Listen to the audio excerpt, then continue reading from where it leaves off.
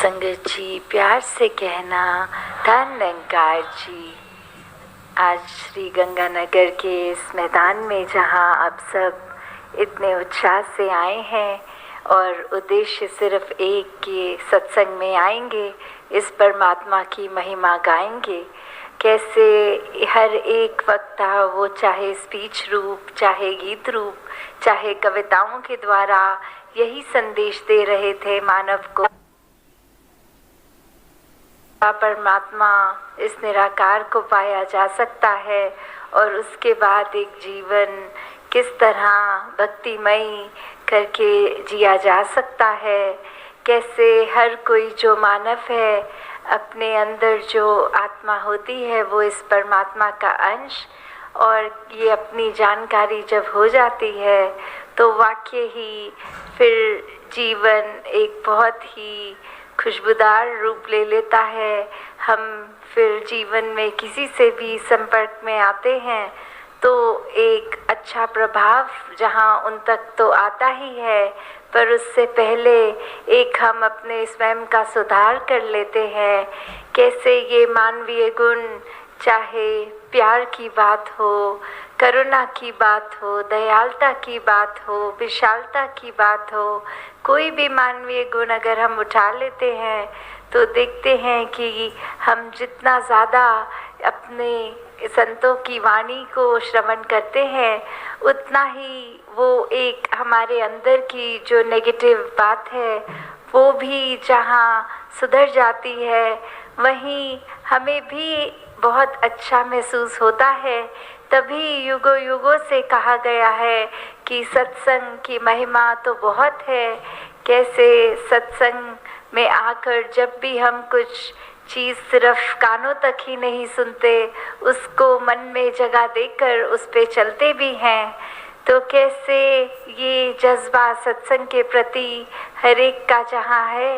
वो और भी प्रबल होता जाए। और साथ ही जहाँ एक ये बात आती है कि फिर सिमरन की भी बात, सेवा की भी बात,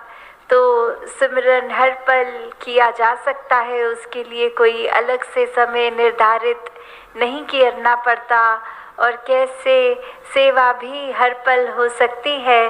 सिर्फ और सिर्फ उसको लिमिटेड किसी वेन्यू या सत्संग पे नहीं किया जा सकता।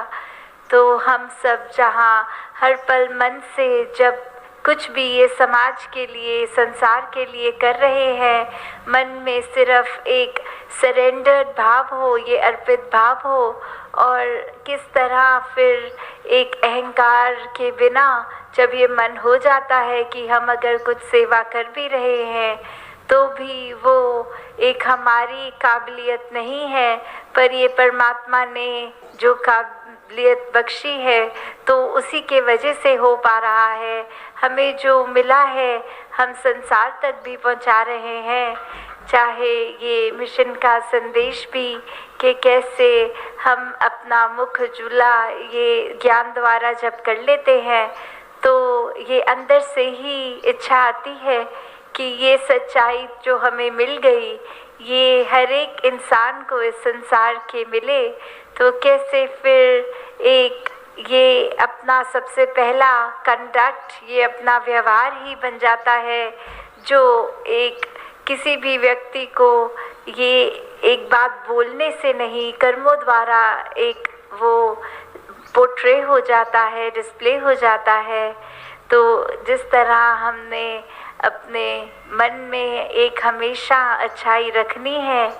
वही कोशिश ये भी कि हम जब भी किसी के साथ हैं तो मुंह से हमेशा अच्छे वचन ही निकालें। कोई उस तरह बुरे वर्ड्स, गालियाँ इत्यादि अगर हम नहीं देंगे, उससे हमारे मन में भी एक कड़वाहट नहीं आती है, और साथ ही दूसरे को भी हम ऐसी कोई बात नहीं बोलते जो उनके मन पे एक बुरा प्रभाव दें, उनको एक अच्छा ना लगे, बुरा लगे। तो जैसे हम अगर अपने खुद ही देखें कि हमारे जो ज़ख्म होते हैं तो वो एक अपने आप में ही हम अगर देखें कि कोई चोट लग गई है या फिर किसी की बात कभी इस तरह मन में हमारे चोट पहुंचा गई, तो हमें उससे ये नहीं सीखना कि कैसे वो व्यक्ति ने बुरा एक सलूक किया और हम आगे भी हर एक के साथ ऐसा बोले। नहीं, वो घाव तो हमें याद दिलाते हैं कि हमें किस तरह खुद महसूस हुआ था जब किसी ने कड़वा बोला था, या कोई कार्य कुछ बहुत अजीब हमारे साथ कर गया कोई, तो कैसे हमने अपनी ही लाइफ के वो एक्सपीरियंस से सीखा कि हमें दूसरों को बिल्कुल भी चोट नहीं पहुंचानी, सभी के आंसू पोंछने हैं। और जहाँ एक आए हैं संसार में अपने सारे रिस्पॉन्सिबिलिटीज़ को करना ही है, चाहे वो किस रूप में भी हम हों, वहीं सोसाइटी की तरफ और पूरे विश्व की तरफ भी एक यही कोशिश कि हम जब इस संसार में आए थे, तो जब संसार से रुखसत होंगे तो जिस तरह एक हमें ये खूबसूरत संसार मिला, उसको और बेहतर करते हुए ही जाना है। चाहे वो किसी भी रूप में हो कि अगर कुछ पेड़ लगा दिए जाएं, या फिर पानी की कंजर्वेशन हो, या फिर इत्यादि कुछ भी हम अगर एक एनवायरनमेंट के प्रति भी रखें, गंद ना फैलाएं, तो कैसे हम एक सिर्फ नज़रिए के रूप में जहाँ इस संसार को तो सुंदर कर ही रहे हैं, वहीं अगर हमारे मन में हम वाकई ही एक अच्छे गुण भर लेते हैं, एक अच्छे इंसान हो जाते हैं, तो ये संसार एक स्वर्ग का रूप खुद ब खुद ले ही लेता है। तो हमें जहाँ हमेशा कोशिश करनी है कि अपने सुधार के साथ साथ पूरे संसार के प्रति एक अच्छा मैसेज जाए, और साथ ही जिस तरह हम वो भी देखते हैं कि कभी कभी कुछ अच्छे कार्य करते वक्त मन में अहंकार आता है, तो कैसे उस अहंकार को भी परे रख सके। कि एक वाक्य भी है कहानी की तरह कि कैसे एक व्यक्ति हमेशा यही अपनी प्रशंसा करता रहता अपने दोस्तों के आगे कि मैं बहुत ही इंटेलिजेंट हूँ, बहुत ही बुद्धिमान हूँ,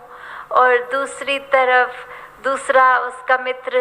भी फिर अपने दोस्तों के आगे जता देता कि ठीक है आप बहुत बुद्धिमान हैं, पर मैं बहुत अच्छी फिलॉसफी करता हूँ, अच्छी गहरी बातें करता हूँ, मेरी बातों का प्रभाव बहुत ज़्यादा सब पे पहुँचता है। और ऐसे कहते करते हर कोई वहाँ दोस्तों में अपने एक एक गुण को जता देता, और एक व्यक्ति, एक दोस्त जब कुछ नहीं कहता तो उसको पूछा गया कि अब आप भी कुछ बोलो, तो उसने भी जहाँ बात तो ऐसी कर दी कि मैं तो क्या बोलूँ, मैं तो सबसे ज़्यादा विनम्र हूँ, मैं तो इतनी अव्वल दर्जे का इतना प्यारा इंसान हूँ, सब खूबियाँ हैं मेरे अंदर। तो वो बात वही कि अहंकार तो हर एक में ही आ गया, किसी ने अपनी कोई अच्छाई बता दी और किसी को अपना विनम्र होने का अभिमान हो गया। तो कैसे हम अगर कुछ भी कार्य करते हैं उसमें इस कर्ता को, इस दातार को डाल देते हैं, तो फिर उस बात का अगर हम करता ही नहीं रहे, वो सेवा करने वाले हम नहीं रहे, किसी का भला करने वाले हम नहीं रहे, तो फिर उसका प्रभाव ये अहंकार मन में जगह नहीं लेता। तो कैसे हमने हर समय यही कोशिश करनी है कि जहाँ इस दातार ने जो भी क्षमता बख्शी है उस क्षमता के अनुसार सेवा भी कर रहे हैं, चाहे वो कहीं जाके माइकों में भी बोलने की है, तो फिर वो उस चीज़ का भी अहंकार ना हो कि हम मिशन का संदेश कितनी अच्छी तरह पहुंचाते हैं, हमारे से अच्छा तो कोई वक्ता ही नहीं हो सकता। तो अगर हम खुद ही अपने आप को उस समय तोल के देख ले कि अगर हम अपनी ही मन में अपनी प्रशंसा कर रहे हैं, तो वाकई ही हम क्या एक अच्छे रूप में, एक सही रूप में वाकई ही भक्ति के जीवन में अपने आप को डाले हुए हैं, या फिर कुछ ही व्यक्तियों की वाहवाही लेने के लिए, एक दिखावे के लिए सत्संग भी कर रहे हैं, सेवा भी कर रहे हैं और सुमिरन भी कर रहे हैं। तो ये भक्ति तो सिर्फ एक प्यार का प्रमाण होती है भक्त और भगवान के, जहाँ हमने इसमें कोई इच्छा डाल दी कि अगर ये कार्य हो जाए तब तक तो मैं भक्ति करूं, जब ये कार्य मेरा मुझे मिल जाएगा तो मतलब भगवान ने सुन ली। तो अगर हम उस तरह से ही भक्ति कर रहे हैं तो फिर ये तो एक इच्छा की पूर्ति है, ये भक्ति नहीं। और वहीं अगर कोई शारीरिक तकलीफ़ या आर्थिक तकलीफ़ के कारण हम परमात्मा से जुड़ना चाहते हैं तो वो भी एक बात वही है कि कोई कारण है, कोई डिज़ायर है, कोई इच्छा पूर्ति के लिए ही हो रहा है।